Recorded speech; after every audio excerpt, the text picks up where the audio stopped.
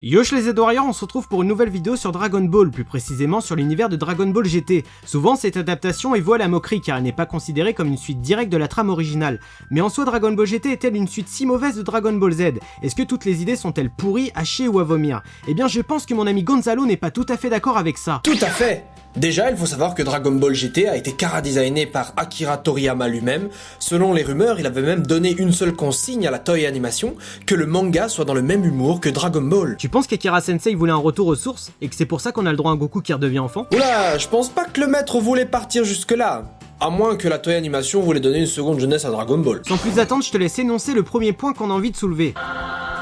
L'histoire des Tsufur. C'est vrai que le thème des Tsuful est un élément de l'univers Dragon Ball qui méritait d'être développé. Pour ceux qui l'ignorent, les Tsuful étaient une race qui vivait comme tous les Saiyajins sur la planète Vegeta. Ils avaient une intelligence qui leur avait permis de développer une civilisation technologiquement élevée. Par contre, niveau force de combat, ils faisaient malheureusement pas le poids contre des Saiyajins. D'ailleurs, nos gentils Saiyajins ont littéralement fait un génocide sur ce peuple pour s'emparer de leur planète ainsi que de leur technologie. La première fois qu'on nous parle des Tsufur, c'était pendant des flashbacks dans l'épisode 20 de Dragon Ball Z. C'est Kaio lui-même qui raconte partiellement la fin tragique de cette espèce. La deuxième fois où l'on parle de ce peuple, c'est dans l'OAV, le plan d'anéantissement des Saiyans sorti en 1993, soit 3 ans avant la sortie de Dragon Ball GT. Le film raconte la vengeance du Dr Aichi, du peuple Tsuful sur les Saiyajins, ces derniers ayant été accueillis par les Tsuful sur leur planète avant de se rebeller et d'exterminer tous les Tsuful. D'ailleurs, si vous n'avez pas vu le film, je vous le conseille parce qu'il est vraiment top. Le Super Saiyajin 4. Le stade du Super Saiyajin 4 est une transformation propre à Dragon Ball GT, la forme ultime du Saiyajin. Car oui, comme tout le monde le sait, les Saiyajins peuvent se transformer en gorille géant en regardant la pleine lune.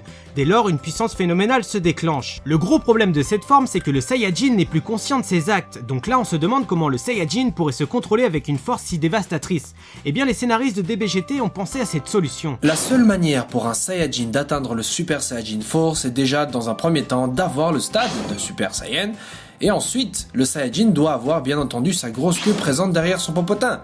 Une fois ces conditions requises, le Saiyajin doit se transformer en Ozaru doré, puis il doit retrouver sa conscience et ainsi contrôler son esprit pour canaliser cette grosse énergie. Une fois l'Ozaru contrôlé, le Saiyajin peut atteindre le Super Saiyajin 4 sans passer par le stade du Ozaru doré. Il faut avouer que dans l'idée, le stade du SSJ4 était bien pensé car le Saiyajin doit retourner dans ses origines, enfin dans son stade primitif, pour atteindre le stade ultime. Et ça c'est vraiment top. D'ailleurs, il est dit que cette transformation est moins gourmande en énergie. Les Saiyajins peuvent ainsi rester dans cette forme beaucoup plus longtemps. Le seul point négatif de cette transformation, c'est la façon dont l'obtient Vegeta. C'est vraiment dommage car les scénaristes ont choisi une manière très particulière pour le prince des Saiyajins, car vu son caractère, je pense qu'il aurait pas eu besoin de l'aide de Bulma.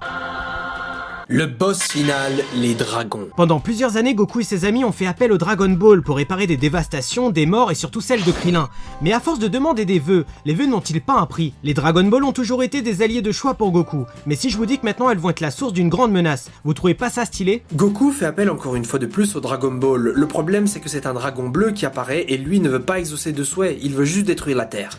Il va rapidement diviser les boules pour faire ainsi apparaître 7 dragons qui auront une boule, je parle bien de la boule du cristal, à l'intérieur de leur corps. Il faut avouer que tous les dragons ne sont pas stylés, il y a même des chara-designs très moches, mais dans l'idée c'était cool. Et puis à la fin de l'affrontement, on a le droit à quelque chose qu'on n'a jamais vu de la part de Vegeta et Goku dans la trame originale. Je parle de quoi, Gonzalo? De Goku avec un pelage rose? Mais non, n'importe quoi, mec. De Vegeta en mode cuir, moustache? Mais non, arrête tes conneries, je parle de la fusion, bordel de boule. Tu veux parler de Gogeta Super Saiyajin 4 versus Lee Shenron? Alors oui, Gogeta est stylé, mais je trouve qu'ils ont un peu trop copié-collé la fin de DBZ. Ah bon, comment ça? Bah regarde, contre Boo, personne ne pouvait le vaincre, alors que Goku et Vegeta ont fusionné en végétaux grâce au Potala. Dans Dragon Ball GT, c'est la même chose, personne ne peut battre Lee Shenron, alors les deux ont fusionné en Gogeta 4. Je vois où tu veux en venir, Gogeta et Végéto auraient pu écraser leur ennemi sans problème, sauf que pendant le combat, ils ont pensé trop à faire les idiots au lieu de se battre sérieusement. Ouais, et dans les deux fins, Goku écrase son adversaire grâce au Genkidama avec l'aide de l'univers. La mort de Goku. À la fin de Dragon Ball GT, Goku se voit tuer contre le dernier dragon. Oui, quand on le voit étalé sur le sol dans le cratère, à ce moment-là, le dragon s'apprête à détruire la Terre. C'est alors que Goku ressort du trou avec un Genkidama énorme. Il se prend en même temps plein d'attaques de la part de Lee Shenron, mais aucune ne l'atteint. Goku était-il devenu invulnérable lors de sa dernière tentative pour sauver la Terre? À mon avis, oui, car à ce moment-là, Shenron a dû le ressusciter, et alors en finir une fois pour toutes avec le mal. Donc au final, on a le droit à un Goku allongé sur Shenron avec une phrase emblématique de Vegeta. Pan prend soin de cette tunique, elle est précieuse. À ce moment-là, Vegeta savait que Goku ne reviendrait jamais. D'ailleurs, quelques secondes plus tard, on a même droit à une phrase qui laisse supposer que Goku est devenu un dieu. Vegeta, Piccolo et Muten Roshi disent en même temps « Goku, es-tu ?» 3 petits points. Cela rejoint ma théorie de pourquoi Goku n'a pas d'auréole quand il revient 100 ans plus tard regarder Goku Junior et Vegeta Junior se battre pendant le tournoi. Alors soit Goku est devenu un simple dieu, soit le dieu des boules de cristal, ou alors je suis vraiment fumé. Voilà les Z-Warriors, la nouvelle vidéo sur Dragon Ball se termine, j'espère qu'elle vous aura plu, n'hésitez pas à me dire par commentaire les choses que vous avez aimées sur Dragon Ball GT, de la liker, de la partager, et je tiens à remercier le poteau Gonzalo pour sa participation à cette vidéo. Tchuss! Salut!